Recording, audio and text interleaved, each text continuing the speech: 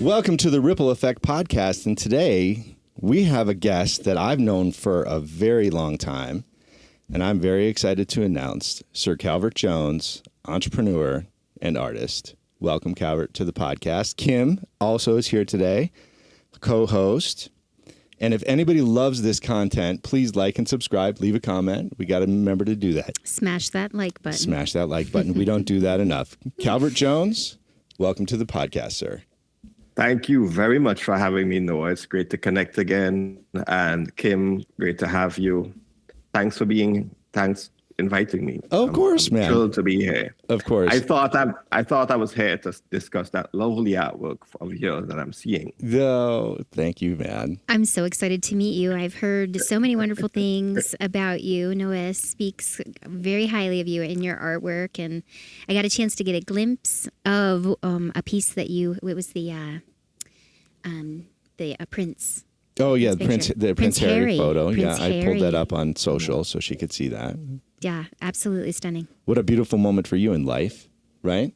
Yeah, it was. Thanks so much. It was quite an interesting day, just to say the least. Yeah. Nothing of that was planned. Oh, that wasn't planned at all? Nah, it wasn't. Well, it was all last minute. Yeah. I think it was just destiny because, of course, everything is mapped out whether or not we expect it. And that was a very important and key part of my development and progress as an artist. But in terms of how the activities played out for that day, everything was very disorganized. The painting was actually dried just half hour before. That's it? He got it. Yeah, it was pretty shocking. So may I ask, how did that all come to fruition? Did he see artwork by you? Did you just want to put something up and then he learned about your artwork? How did that go down? So what happened was this was part of his official royal visit. At that time, he was still Prince Harry. And there was an official royal visit. So this was on the 26th of November. Yeah. And when I heard he was coming, the government commissioned a painting for him from me, and they wanted parrots. So I thought, well, what are the odds that I could probably get to do something that's more interesting for him? Yeah.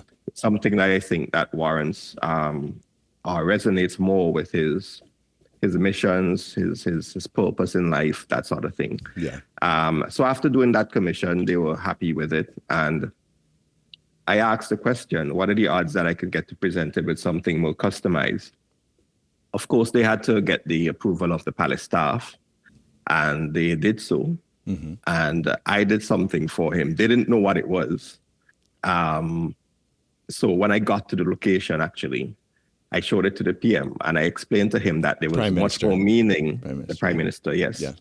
And he's the leading person in charge of these islands. I think in the US, of course, you have a president, there's no Prime Minister, but that's the equivalent in these islands.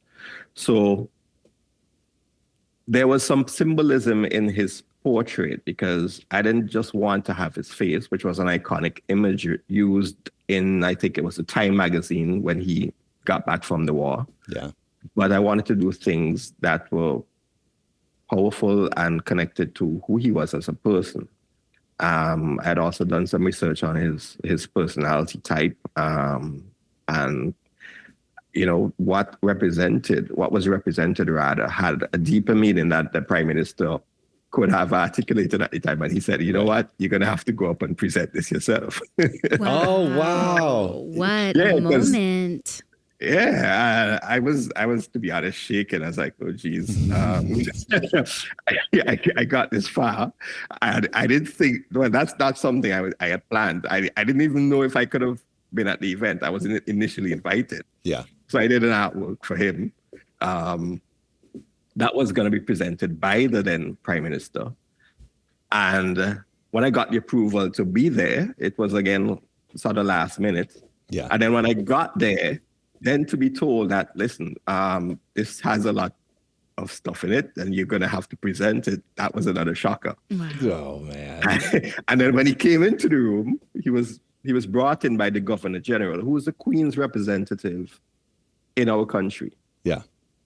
And the second person they came to was me. And I'm like, oh, geez. No pressure, Calvert. No pressure. yeah, you know. And he came and he shook my hand and he said, I heard you have a painting for me tonight. You know, and I responded, and, you know, to be honest, I can't remember how profusely I was sweating or what the condition was. Yeah. I mean, that's a big moment. Yeah, it was well received, and the painting itself in the forehead area had a reflection of a heart. So there was a heart there that was a connection to his mom. He loved his mom dearly, and he was big on conservation. So in one of his cheeks, I aligned the colors and the placement of some turtles there to reflect his charitable work, and then he was big also on supporting AIDS in Lesotho. So some red ribbons also constituted part of the other cheek. And then he had formulated and started the Invictus Games. So that was also embedded. So if you were looking at the portrait from just a distance, these were not necessarily very obvious. Right. But I think the fact that it resonated with him in that way meant a lot to him. And then, you know, the next day it was all over the media. It was on USA Today. Yeah. It was in the British tabloids. It was all over, literally in 5 continents. That was an amazing time. Absolutely. You know? Listen, I've never heard this story. You haven't told me this story directly. And I don't think the world knows the creativity that you put behind this piece and the thought you put behind this piece, right? They don't know this story. So this is fantastic, sir.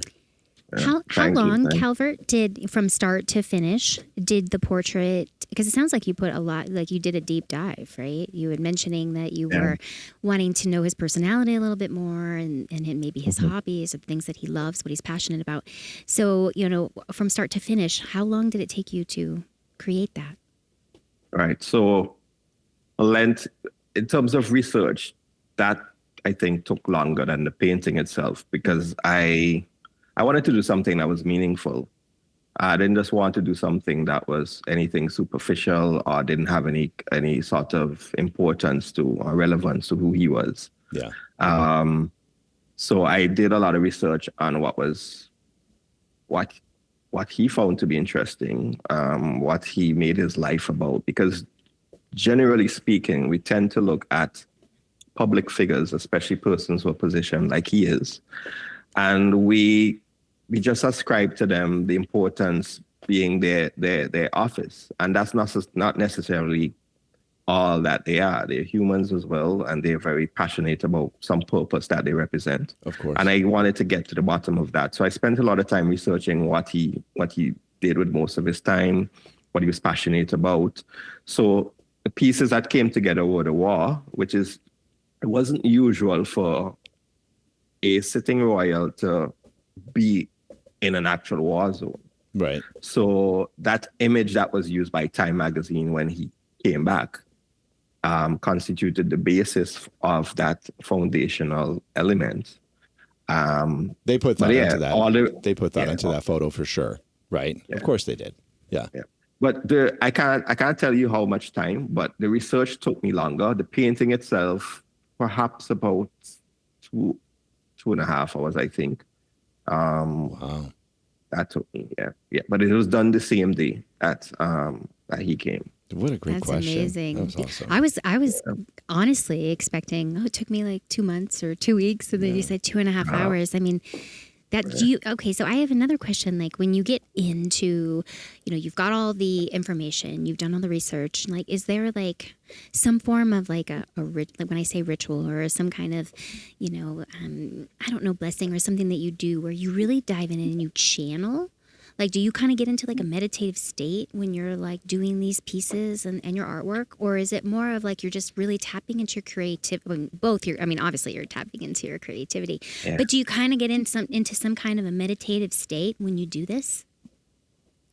I do. And I think it's not consciously, but you do feel different. And I'll explain a bit. So I think creativity, one, it's not we are not the origin of anything personally. I think creativity is a resonant field that we tap into, and it allows us, based on who we are in terms of our level of consciousness, it allows us different capacities to release or to be a portal for it. Mm-hmm. So that said, whenever I'm doing paintings, I feel transported, or I don't necessarily feel present. And this painting, what is most powerful about this is a very, very, very interesting connection. And I think I posted some of it on social media before, but I've never really spoke about it. Yeah. The day that I blew up was the day after the painting was presented, which is November the 27th. That article was international. And that date has had an imprint on me, and it has always like sort of been around me, and I couldn't explain. So I'll tell you, my ex-wife was born on November the 27th. My grandfather, though, who shares the same middle name with me, was born on November the 27th. And an aunt of mine, who she happens to be his daughter, who was born on the same day as me, died on that same day. What? Oh my that was also the day I went worldwide on 5 planets for this painting. 5 continents. Which planets did you go live on?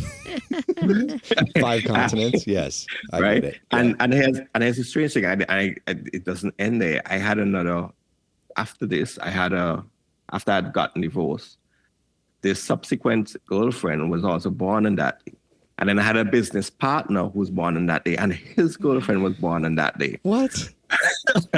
And yeah, there was such, I still haven't coined exactly what it is. Yeah. But I don't think anything, of course, is by accident. I think we live in a mathematical universe, and several things are true at the same time, and it sort of depends on the extent of your knowledge. Right. That said, and to answer Kim, your question, to come back to it, it's not necessarily conscious, but you do feel it. And most creatives would say this. So if I don't get to create, there's a level of frustration I get, because it's almost like if my purpose is not being fulfilled. Mm-hmm. So it builds up. That potential builds up in me to a level of frustration that is only released when it's practiced. Mm. Calvert's, we've had conversations. He's definitely tapped into a spiritual realm, and that muse, that wavelength, that creativity that comes through you, sir, you feel it. I mean, you're probably more present then. I know you said you weren't, but I almost feel like that the presence that you have during that moment maybe isn't necessarily just Calvert, right? But it's something bigger, but coming through you, mm-hmm. right? You have to be present for that. Yeah, you have to be. You have to be. And, like I did say, I think we are, at least the way I think that everything sort of comes together is, I think we are really just fractals of the entire thing. Yeah. So as above, so below, I think that's a Hermetic principle. I think certainly that has established itself to be factual based on my knowledge. Yeah. And who we are inside is a reflection of whatever else exists outside. I think with the recreation of technologies like the blockchain, etc., where you have fractal remnants, such that data cannot be exactly deleted, is a replication of that concept in a technological form. So, I think that when we tune into, again, it's a frequency-based thing, and it depends on how open we are and how resonant we are to the data that is existing in another realm. Yeah. Because this physical realm could not have given birth to itself. It must have been channeled from something outside of it. Right. Mm-hmm. What a beautiful perspective. I mean, literally. Yeah, that's incredible. I just wrote down a little note because I wanted to make sure that our listeners, Calvert, know where to go to see your art. So are you, Yeah, would you can please talk about share, that for sure. yeah, your handle? Right. So, okay. So everything is Tropical Realism. So you can get that on Instagram, on X, on the tropicalrealism.com is the website as well. Great. Yeah. Perfect. Thank you. All right, let's fast forward a little bit because you went through this knighting ceremony with the Malta Knights. Mm-hmm. This was not long ago. Was this on November 27th by chance? No. No. Okay. This was on October, the birthday of my son. The birthday of your son? You got knighted on the birthday of your son? Well, tell us about this experience with Malta Knights, please. Right. So it's an order of chivalry, and it's the oldest one actually that exists. So we have a historic connection to the Knight Hospitaller Order. They started in the 11th century. Yeah. And then you had like the Knights Templar, other groups then coming up. And then during the Middle Ages, you then had knighthood being a part of what we would commonly call the crowns or the royal ceremonies. Mm-hmm. So this is one of the more ancient ones where it exists today, they don't exist as warrior monks, but we do a lot of charitable work and that sort of stuff. So I was invited, and you have to be invited, generally speaking. I was invited and honored. So it's an award and an honor as well, and a dedication to service. So it represents quite a few things within the same award. Right. And I was invited based on my career as an artist and my impact on the world and the region, etc. So that was my filter for selection. How did they approach you? Okay, so it's someone I was doing business with that connected me to a knight, an existing knight. Yeah.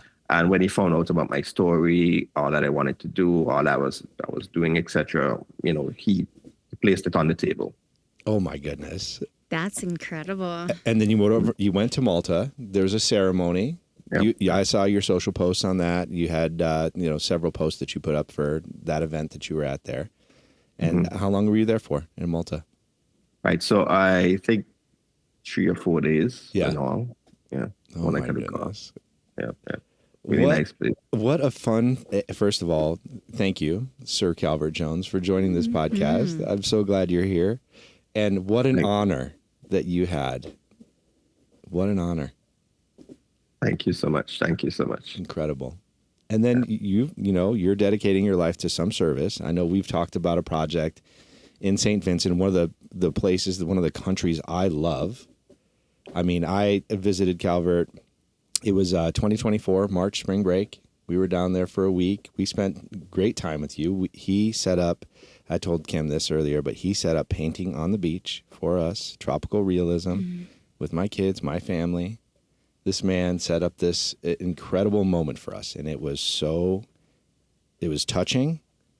Everybody's going to remember that their entire life, right? Mm-hmm. The water's... How fun to be painting with your toes in the sand and the water. And... We're looking at Young Island. It's across this bay. It's probably 500 yards away from us. Wow. Crystal clear water. We put some singing bowls in the water. We had just one of those moments where nobody's going to forget that ever. Yeah, it sounds I wish I could twinkle my nose and get there right now. It sounds amazing. Move your fractal there. Put your consciousness there for a minute, right? Mm-hmm. And then so Malta Knights. So you came home, and now you're at this point. Your artist career is kind of going at this point, right? People know you. You're selling paintings pretty frequently at that point. Has it continued to move upward? I'm sure it has, hasn't it?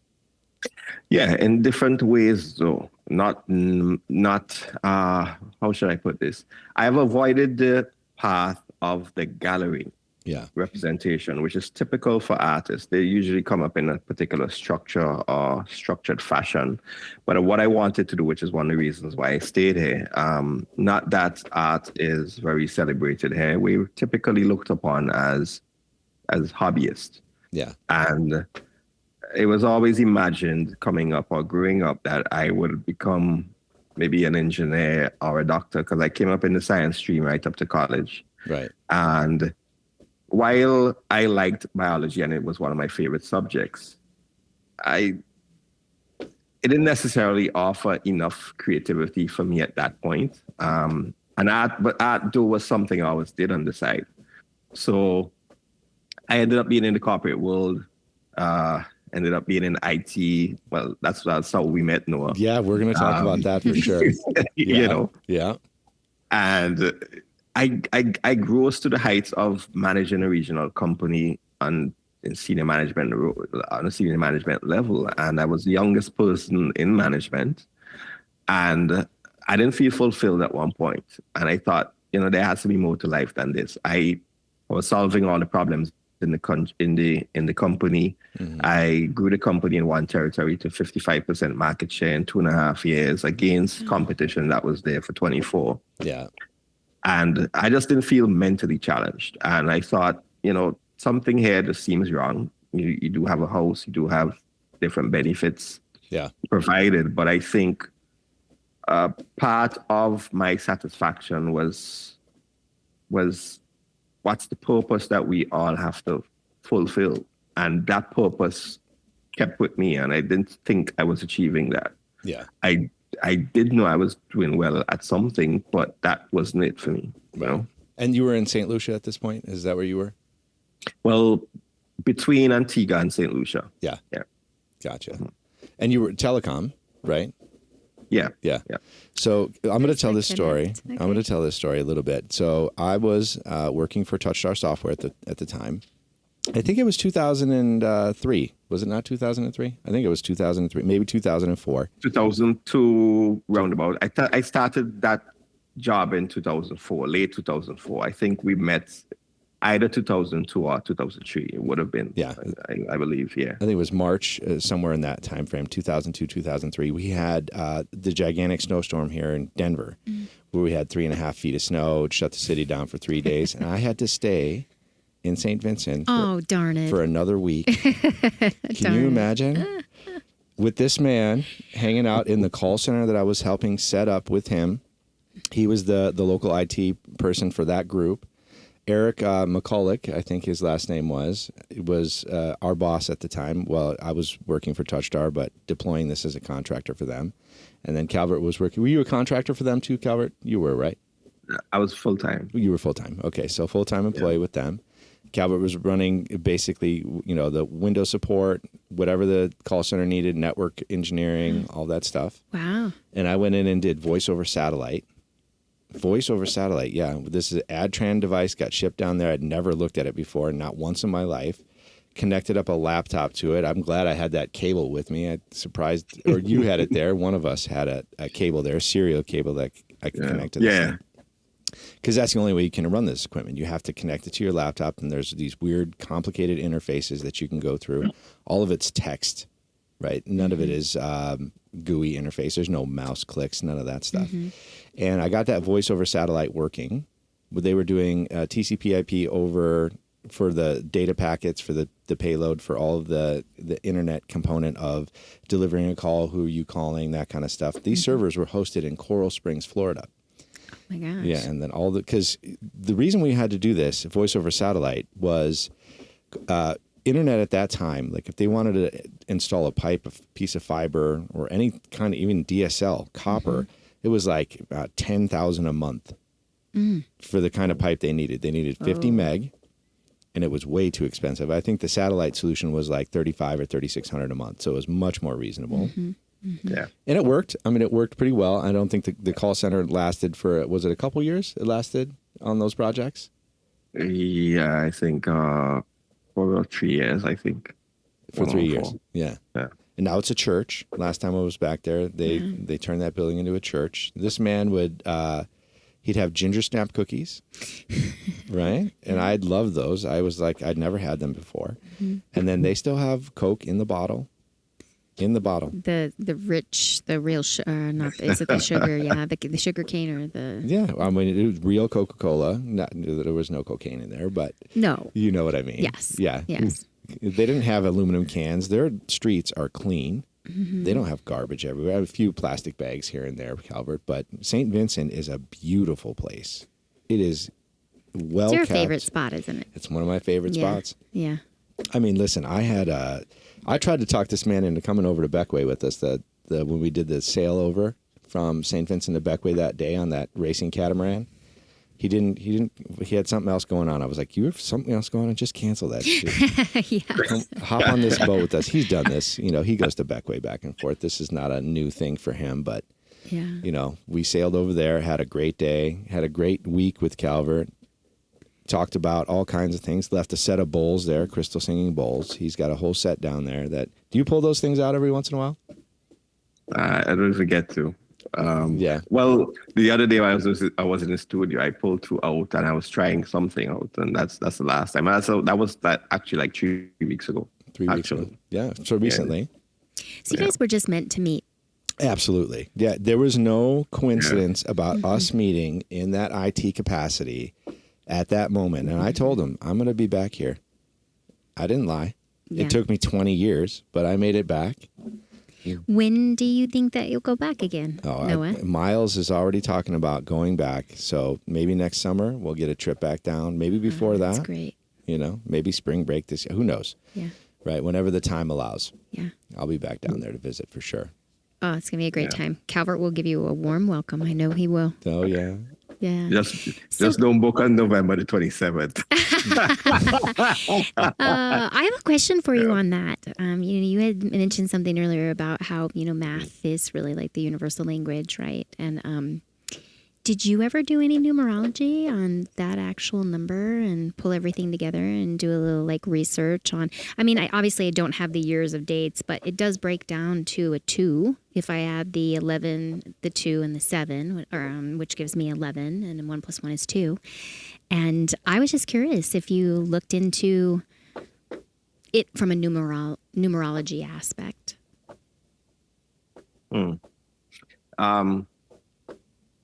I think I did try to, but then if it breaks down to 11, I think you generally would leave the master numbers. Master number, yeah. 100%. Right, to be like that. And I think so in a sense, I think it was maybe prophetic or telepathic, in that sense. In terms of what it meant for future things. I just know, for instance, I was deeply into astrology at one point. Okay. So I'm a Gemini sun, Aquarius moon, and Aquarius rising. Ooh. So yeah, so all that water and air going on here. Yeah. Yeah, and interestingly enough, while I do have the Gemini quirks, I think I'm probably more Aquarius in terms of how deeply I think for things, and then how I sort of want to help humanity. Because I don't follow any paths. I don't like structured things. Yeah. And generally speaking, everything I do tends to have benefits for everybody involved. So from that aspect, I've always tried to see how also my understanding of the world as it exists and how we experience it, and also just outside of who I am as an individual, not measuring people by necessarily how they treat me, but by their own patterns, has helped me to understand the persons much better. So when you're in an experience, for instance, what I've always found it to be helpful to do is that person a good example of what their template is versus what I think of them from my own perspective. Yeah. And that is the basis for understanding. So understanding matters a lot to me. So yes, I have looked into quite a few things. I have looked into how that number connects in a broader sense to everything else. But the aunt being born on that day, dying on that day, and my grandfather having the same second name as him, I haven't yet quite figured it out. But it's pretty interesting. I think my father was a number 11 life path. I think. But there was 11 in his name, in some format, and I think that resonance carried itself across generations. Yeah. Well, and I need to make a correction. When you were telling me about your chart, you said that you were a Gemini and then double Aquarius for both. Obviously, Aquarius is the water pourer, right? But for the most part, you're that air sign, right? That communication, how important it is to your love language and probably every area of your life. You know, communication is big. Humanitarian, that Aquarius energy, that deep thinking. I joke with Noah and, you know, some of my other close friends, and I'm like, I don't want a fly fish. I want a deep fish. Like, I want the depth. So I'm also Aquarius, by the way. Oh, wow. Yep. So, but I'm Sun? Aquarius Sun. Yeah. Oh, Sun, right. Well, we have an Aquarius Sun and Aquarius Moon. Is that right? Yes. On the conversation. Did I get that right? So I'm an Aquarius, he's a Gemini sun, and then he's got his Gemini moon and ascending or his rising in Aquarius. Okay, got it. Yeah. And Noah just had a birthday. Yeah. So he's Cancer. Did you know your moon? No, I don't know. Oh, I looked it up for you one day. I forgot to write it down, but it's very fascinating, Calvert. I find it just so fascinating. I was listening to a book last night, and they were just talking about, it was all based on higher beings and, you know, benevolent, of course, higher beings and the life that they had prior to planet Earth. And it was based on a woman that was doing some hypnotherapy work. And so it was the stories that were coming from the clients when she was putting them deeply under. And they were just talking about how, like, as children growing up, they actually went to school to learn astrology, you know, astronomy. They based their life on the stars, where they landed, where they were, what was coming up, what was going. I found it fascinating. Yeah. Yeah. Mm-hmm. So when you look back, just to go back to the your perspective a little bit, seeing patterns in people, how you're seeing your lens change recently, I bet, aren't you? You're seeing how your lens is maybe seeing people even a little differently. It's probably, what's the word I'm looking for? It's not migrating. It's probably advancing. Mm-hmm. Right. I'm seeing people a little differently. I'm seeing their patterns a little bit differently, a little more clearly. Mm-hmm. It's interesting. Cleaning up the lens a little, huh, Noah? Yeah, polishing the lens. Yeah, polishing the lens. Yeah. Are you seeing that for yourself too, Calvert? Are you seeing your lens change slightly? Sorry, my lens. Your perspective, how you see the world, how you see people, your lens. It has. I just know as a child, for instance, that something great was going to happen to me. Mm-hmm. I didn't necessarily know what it was. At the time, I thought it was probably money. Yeah. You know, as a child, you're thinking, money, you're probably going to be wealthy or something. Right. What would you think about to be great? And at that time, in my limited capacity, I thought that was probably some sort of money. Yeah. Mm-hmm. But anyway, I didn't know there was something massive involved in my future. Yeah. I always felt it. Mm-hmm. I always felt very wise inside. And I would tend to look at things trying to understand them. And that was somewhat of a double-edged sword, because if you had less than good intentions, you'd probably get past me. Yeah. You know? Right. So yeah, that got me labeled stupid quite a few times. And I love my parents, but you know, sometimes they use words that aren't necessarily helpful to situations. And again, it's from their perspective. So again, perspective matters. And I think most people only view life through the programming that they have or the fractal that they get to endure for their particular lifetime. Yeah. And that's just what it is, because we're all parts of the same thing, but we're different expressions of it. Yeah. And so, for instance, in astrology, while I'm a sun sign Gemini, we all have Gemini expressed in a version of our chart that affects a particular area of our life.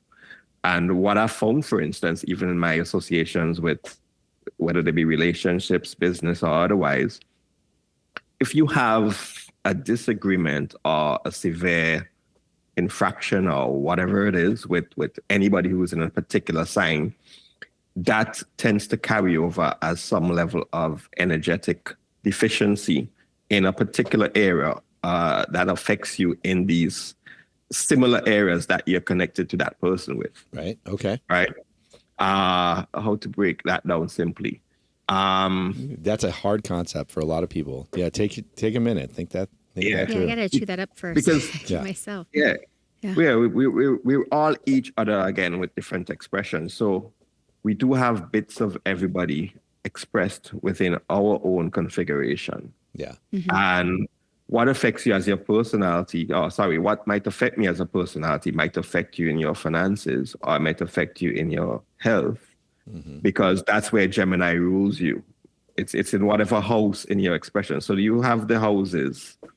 You have the rising sign, the moon sign, the sun sign, and then there are the houses. The houses are where you typically find the other planets being positioned in your configuration. And all of this comes together for a very distinct and unique expression, which is you. So every Gemini is not the same. Yeah. Because there are these variations that make us unique. At the same time, you would all have the ruling sign for Gemini, and that's Mercury. You would have an expression of Mercury in your particular configuration that controls a particular aspect of your expression or of your being. So a harmonic or an understanding capacity for everything generally benefits you when it comes to peace. Yeah. Right. Yeah. So you don't want to, and that doesn't mean that you have to have, we owe anybody a relationship, because sometimes some people are just harmful. They don't mean you well. And that's just on them. And that's their understanding and their approach. Right. You don't have to be in a relationship with them. But if you understand where they're coming from and what maybe caused that, then it doesn't allow you to view it negatively. So you transmute your understanding from hurt to an appreciation of what's going on, and then it's easier to release. So that doesn't become what we would probably call a karmic, unresolved traumatic matter or traumatic scenario within your personality or within your general experience. Man, you listen, that was amazing. A really good explanation of your perspective. I resonate with a lot of that. There's a bunch of parallels right now in life that I can look at that same, using your lens, using your perspective, how you described it, expressions of all, we're all expressions of the same thing, basically. We're all connected in that way, right? Man, well said. Sir Calvert Jones, that was excellent. That was really good. That was great. You've thought that through for a few times, haven't you? Understanding matters a lot, generally helps me. Yeah, and it does help a lot. I think understanding is one of the most underestimated things in our civilization. The why. Well, the understanding. We can both speak English.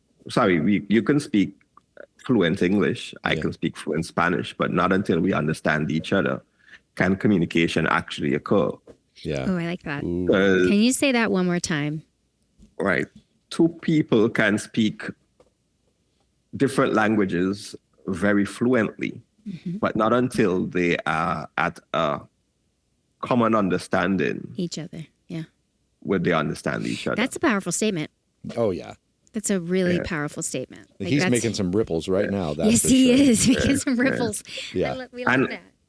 Yeah, and I think, and the deeper foundation here is resonance, because if you look at a radio station, for instance, if your radio is tuned to, we have a station here called Hot 97. It's 97.1 on the FM dial. Yeah. When you're tuned to that, you hear what is being said on the radio station. But that doesn't mean that all the other frequencies that are broadcasting have stopped. They are. But you're only getting the data for that, what you're tuned into. And everything in life also happens on that basis. So understanding allows you to not be held to a particular level, but to be open to different the highest form of resonance possible within that given situation. You know, I kind of refer to our existence, our brain almost, as a tuner, right? We can choose to listen. We can filter out what we want to filter out. We can get information that might not be helpful to us on our path, and we can choose to absorb that information or let it go, right?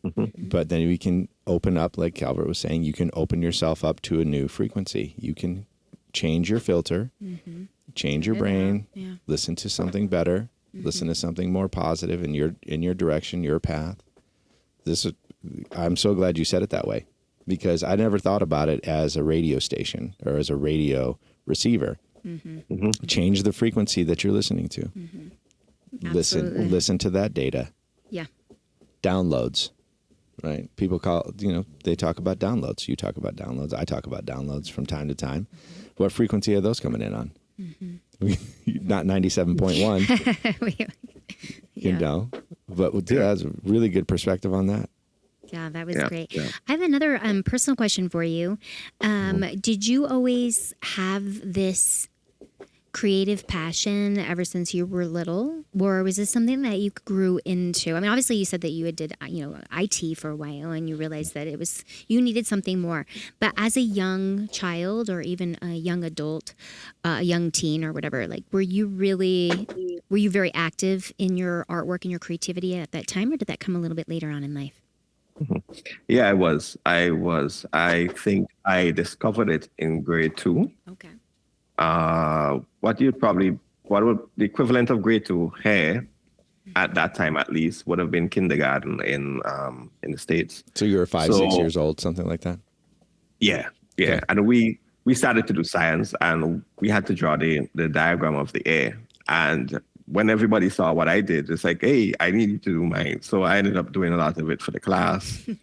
I probably still remember that diagram from memory. Just by sheer volume. But I was able to reproduce accurately things I wanted to do. But given my personality type, I wasn't here to reproduce structure. Right. So what happened was I was always on the side doing art. I was inspired by the artists at the time who did traditional realism. So traditional realism is essentially whatever you're looking at is reproduced in the same way. So if I'm looking at Noah or Kim, I reproduce you with the same colors, with the same hairstyle, everything like that. That differs a lot from where I've grown to and what I've grown into. Because when I got back into art full time, I wanted to have more meaning and a different dimension in it, which was the emotional side. So when you look at what I've done, through the colors, you get a feeling of what it probably feels like to either engage in that subject or to be there in that time and space. And it's all subliminal because colors have frequency as well. Oh, yeah. And in color psychology, and just basically explain a few things. So in logos of drinks, for instance, you tend to have what you would call cooler colors. So there will be a dominance of blues. Because blues tend to make you feel like you're on ice or you want to cool down from something that's hot. Yeah. Fast foods, generally speaking, tend to have yellow and reds in them because that combination stimulates excitement and passion. And that combination of excitement and passion tends to fuel satisfaction of hunger.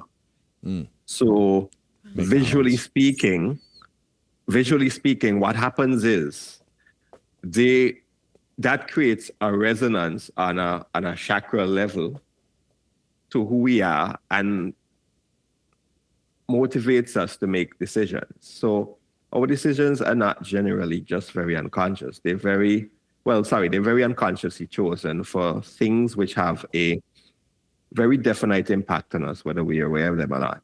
So anyway, that particular color psychology is what I utilize now in my artwork. So if I'm painting you, I genuinely would want to get an understanding of your personality so that I express that in a way where it's most memorable. Yeah. And it becomes that quintessential expression of Noah or Kim that everybody remembers. Yeah.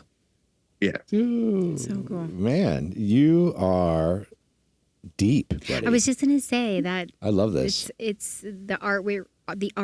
When the listeners out there that are listening, go check out his site, check out his artwork. When I first saw his artwork, I felt like I fell into just a land of color. It was really beautiful, and I didn't get a chance to see it up close, like super up close, to see like some of the detail that you were mentioning, Calvert. But like I'm looking at the artwork behind you right now, and it's. I don't know if you can move your camera at all a little gallery. bit. Yeah, I'd love to kind of see Please. some of your pieces. Oh my gosh, look at these. I mean, look at that. Yeah. These are great pieces, man. Thanks. I love the one with the boat. They build boats in Beckway still by hand. Really? Look at that. Is that a parrot right there? What is that? Yeah. I don't have my glasses on, so I'm kind of squinting a little bit. Okay, that's the national bird. The national bird, okay. That's a more nostalgic piece. Oh my gosh, look at that. Playing. Yeah. Do you have your warrior piece still? Do you still have that piece, or is that out of your gallery now? What's that, sorry? Yeah, you have a national hero there. You were painting him. It was a bit of a warrior piece. Oh, nah, that's not here. Not there anymore. Yeah, that's part of my masterpiece line. So I do have different tiers. So there are the more nostalgic pieces where you'd find like the parrots, the local scenes, the playful type things. And there are icons, so notable figures. Talk about him a little bit, because you did, when I was visiting you spoke about him a little bit at least, and I know you were kind of starting to work on that type of line of art. So please expand on that.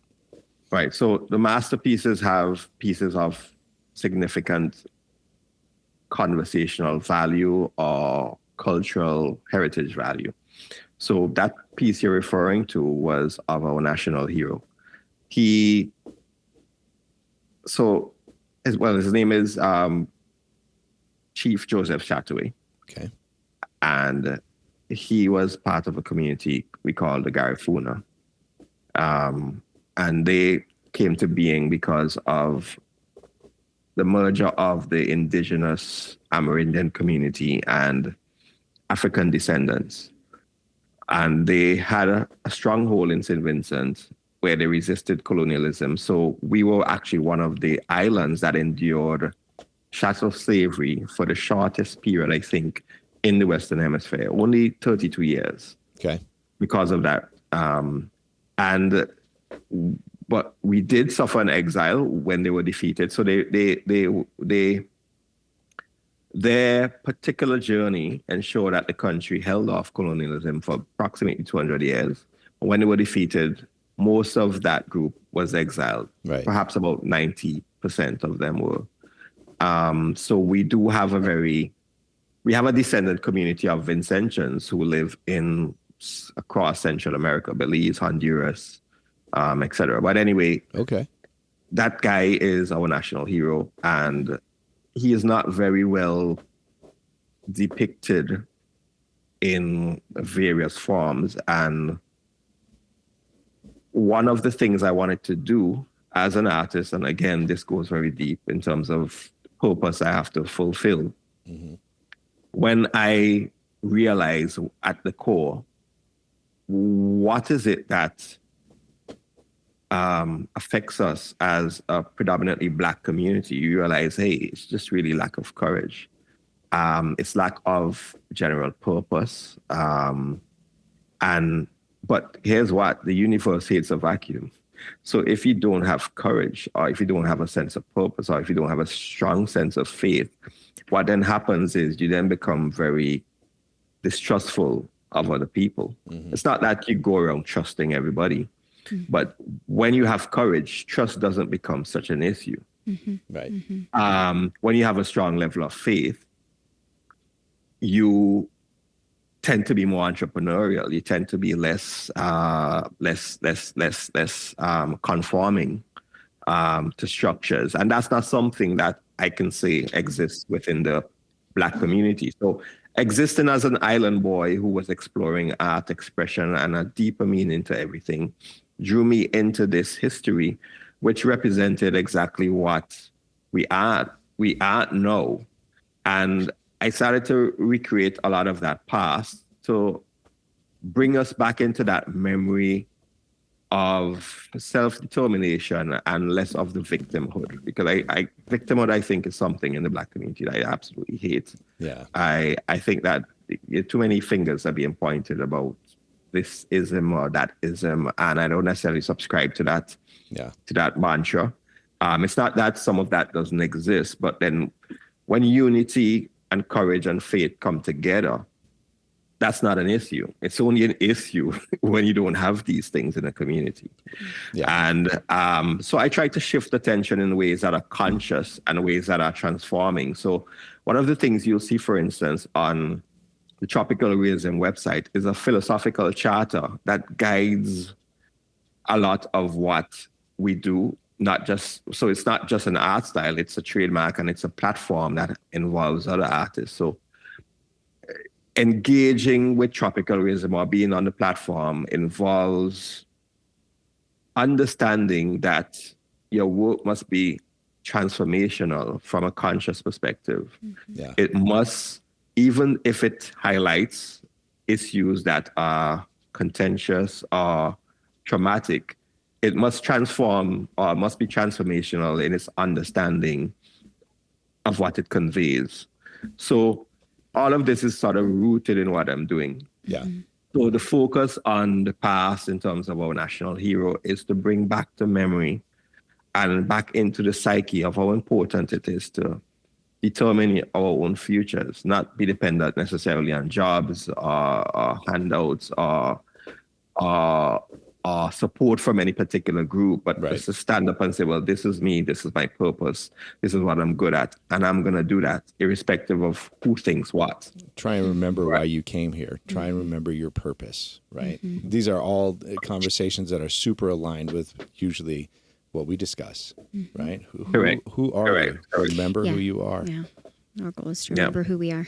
Yeah. And our purpose. Yeah. It's so interesting is when I hear you speak about your art and you explain, the deep dive that you do, it just comes across so soulful. Yeah. Like well thought through. Well, yeah. So like I can almost be like, Calvert, like, and of course I don't want to like put you in the category of like giving a reading to somebody, but there's so much, it feels from on my end, at least listening to you, that you get so much intuition in a sense after doing like the history of the person, and then you bring in that intuition of their character, their person, almost their soul, if you will. And maybe I'm out of line here by saying it, but I just feel like it's soulful, it's deep.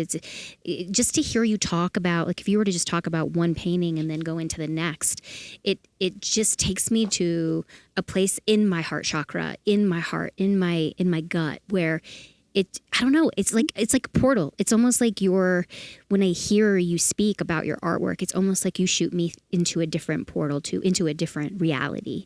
It's one with color and beauty and intention. It's really gorgeous. It's just the intention around everything that you're doing and the detail to it and the history and the time you take to really capture. Yeah. What's happened, whether it's from the past or in the current, or Prince Henry or Harry, or whatever. Yeah. And talk about courage, right? Yeah. This man has built a line of art that is so deep. People don't know the depth of his creativity. That's why I say I feel it in my in my gut. And that's the purpose. That's what he wants to make sure people understand, right? Yeah, and it's not something that I think this is the first time I've probably spoken about a lot of these things, and I wasn't always like this either. Right. Mm-hmm. Let me let's backtrack a bit. So when I left the last job after not feeling fulfillment, I went on a diet and I stopped eating any sort of meat. I was hardly eating fish, but I had fish maybe once or twice a week. Yeah. But I was particularly like vegetarian for I think about 3 months. Somewhere along the course of that, I had a dream. I dreamt that I was shot and I died. And it felt so real that up to this day, I get sometimes goosebumps just remembering. Yeah. Because what happened is I had an experience where people that have NDEs, near-death experiences, describe the same feeling. You you feel you feel omnipresent, as if you're everywhere. Yeah. And you're not confined by a physical body anymore, but it's just your focus that is anywhere you place it. So at that time, I was like above my body, hovering in the gutter, looking at that. It was raining and saw people coming around. And some of them were expressing, oh, look at what happened to him. And they were sad. And I'm like, I'm there thinking, like, sad. I was like, wow, this is what it feels like to not have a body. Yeah. So what are we so concerned about on this planet? You know, we just thinking about who said what. Yeah. Who thinks what. And we don't realize that we're spiritual beings on a physical journey. We didn't come from here. We are trapped in here, really. As fractals. And we do have a part in that fractal, right? Yeah. Which is our purpose. But at the same time, there's still a major part of us that's unlimited and doesn't experience restrictions, and there's nothing to fear. Fear is the only fear that we should have. Right. So that was really transformational in me, just saying, I'm going to throw off the shackles, and there was no more mental slavery. Yeah. Listen, I wanted to bring this up too. We're almost at an hour, and I wanted to make sure you talked a little bit about your partnership with Sandals. How's that going? How are you seeing the vision for that unfold? And talk about that a little bit. Right. So, well, that's something that's still a little bit under wraps. I've had very advanced discussions with them. So, yeah, I'd leave a little bit of that. Of course. Yeah. But what I want to do with them on a broad basis is, again, because in our environment, art isn't necessarily appreciated for the various means that it can aid in purpose, economic benefits, right, and also social transformation. So I want to bring all those pieces together with the platform and the typical audience and market that Sandals appeals to. Right. To use that element to transform our society and environment. So typically charitable activities. Yeah.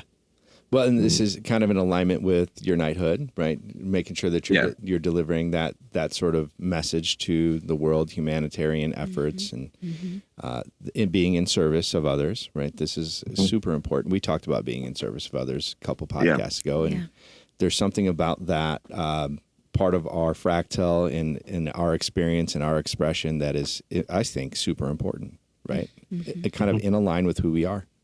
Absolutely. Right? Yep, correct. Well, Calvert, listen, I want you to tell everybody again. Do you have more questions for him? Nope. I want you to tell everybody again where they can find you, tell them your handles, what's your .com. Let's cap it up.